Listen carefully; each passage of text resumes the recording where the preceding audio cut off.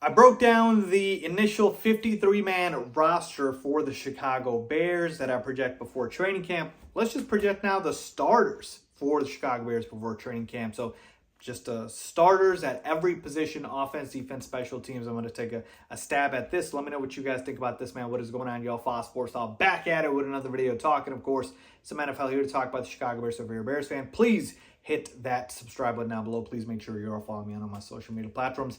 And as always, guys, hit the bell icon so you're notified every time I drop a new video. As you see behind me, it's a whiteboard video. You guys love these, so bringing them back as much as I can for you guys. So with that being said, let's hop right into it.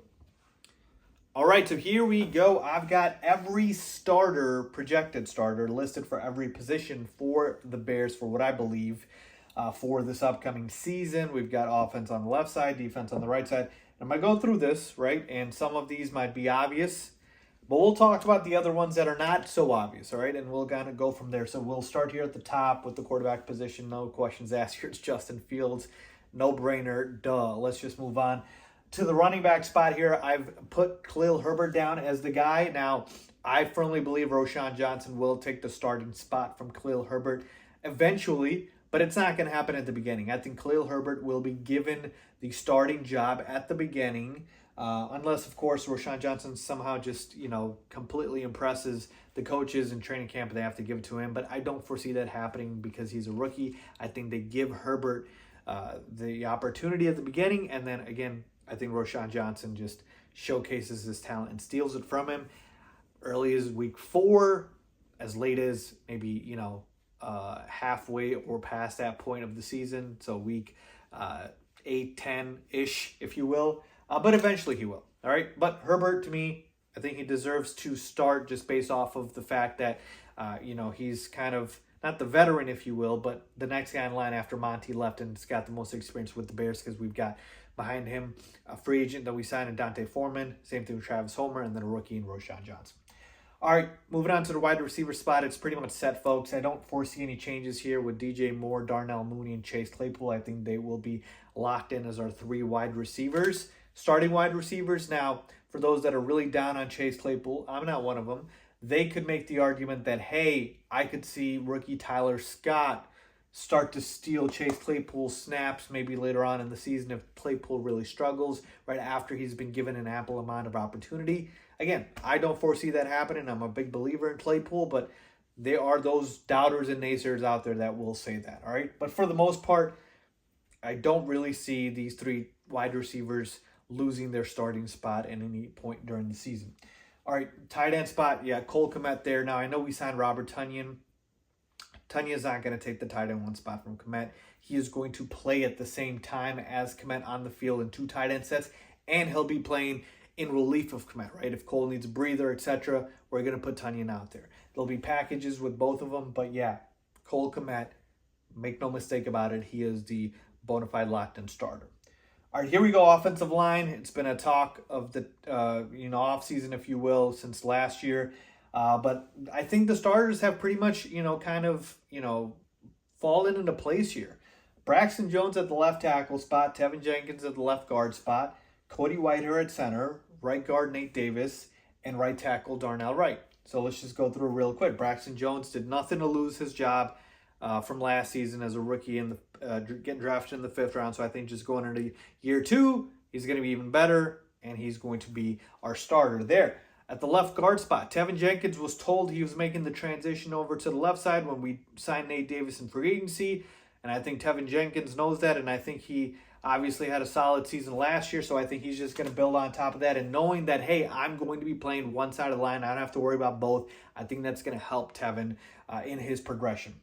Center, Cody Whitehair. I've been saying that maybe, Cody Whitehair could potentially split this with Lucas Patrick, etc. This center spot might be up for grabs, but I don't really think it is the more and more I read and hear about this because of the money we owe Cody Whitehair, and the fact of the matter is that Matt Eberflus basically talked about it during OTAs and minicamp that, hey, it is Cody Whitehair's job to lose. He is the starter. And Lucas Patrick, he's the backup. So Cody Whitehair, he's a starter.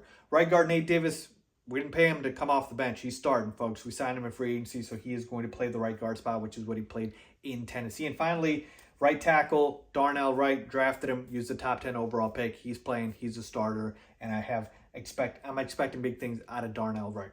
All right, fullback, Kari Blasingame, and again, fullback, a lesser used position, if you will, but I had to put it on there. I think it is going to be Kari Blasingame. He was our fullback last year. All right, let's move on to the defense here.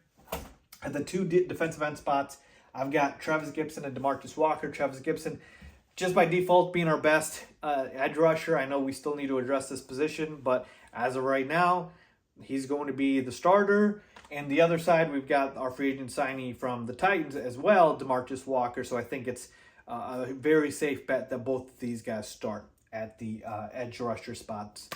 And then we've got in the interior of the defensive line, I think one of the spots is locked up with Andrew Billings, another free agent signee for us. He's a big dude in the middle, a run-stuffing nose tackle, if you will.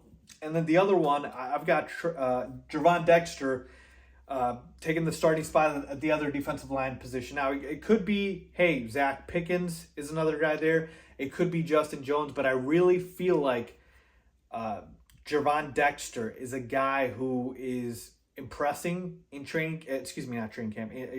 impressing in OTAs in minicamp, and by the time training camp comes around, which is what I wanted to say, I think he will take that starting job. So this is kind of my bold prediction, if you will. You know, a lot of people would say, hey, this is Justin Jones right here, right? So I'm going to go ahead and say I think it's going to be Javon Dexter. I really do. We used a high draft pick on him, and you know, we've got rookies starting here. Why can't it be Dexter? Now, I could be wrong. It could be Justin Jones here, and they bring in Dexter along, and same thing with Zach Pickens, another guy. But I think the talent just jumps off the page here, and you know, at worst, maybe they rotate 50-50. We'll see, but hey, bold prediction. Let's see if it happens here. But yeah, it's going to be either Dexter or Justin Jones.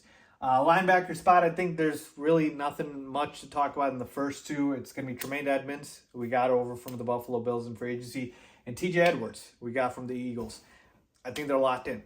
The question mark is really going to be the third one, and it's only a question mark because Jack Sanborn's been hurt all throughout the offseason, and our rookie that we took later in the draft, Noah Sewell, has been kind of getting that playing time for Jack Sanborn, and if Noah Sewell continues to impress and moves that into training camp, there's a chance maybe he could start. So we'll see about that, but I do expect and project Jack Sanborn to be the starter, but certainly Noah Sewell is making ground on that. All right, moving on to the secondary, we've got the two cornerback spots, three of them, but the two outside corners, Jalen Johnson, and I've got Tyreek Stevenson, a rookie that we drafted. A lot of rookies that I'm projecting starting here, people. It's a young team. I like seeing that. It's a young team. And then the nickel spot, Kyler Gordon during year two.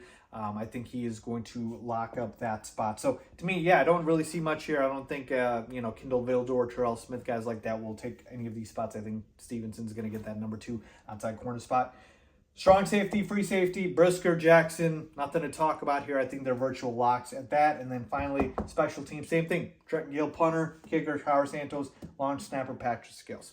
So for the most part, folks, like the only positions that I'm going to say, hey, there's some question marks here. Maybe Khalil Herbert loses his job to Roshan Johnson. Some people say Claypool could lose it to Tyler Scott later on in the year, but you know what? I don't believe this much that one, so I'm not going to put that there. And then over here, we've got the Dexter and Justin Jones situation. I'm going to say Dexter wins it, and then Jack Sanborn, Noah Sewell. So maybe 3, max 4 spots, kind of, where we still don't know. For the most part, these are kind of locked and projected starters. So I feel pretty good about it, man. Young team, exciting team. Can't wait to watch them this year. Let me know what you guys think. Leave a comment down below as always. Thanks for watching.